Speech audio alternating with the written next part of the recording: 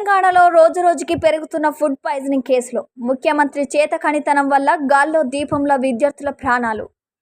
జగిత్యాల ధర్మపురి నియోజకవర్గం గొల్లంపల్లి మండల కేంద్రంలోని మహాత్మా జ్యోతి బాపులే బాలికల హాస్టల్లో 5 విద్యార్థినులకు తీవ్ర అస్వస్థతకు గురయ్యారు.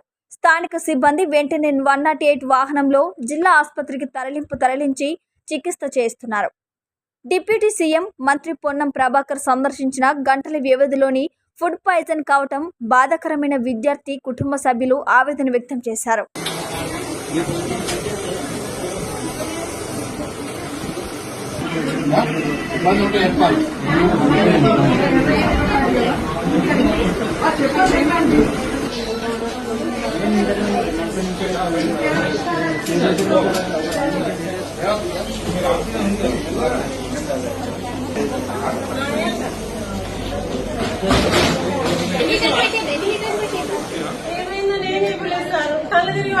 తొందరగా రాను అన్నారు. అంటే ఏ స్కూల్లో?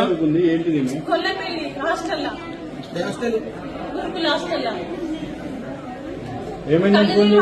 కళ్ళు తిరిగి పడిపోయింది. తొందరగా వచ్చి హాస్పిటల్ జాయిన్ అవుతున్నాం, మీరు రాను అని అన్నారు. లోపల ఉన్నారు.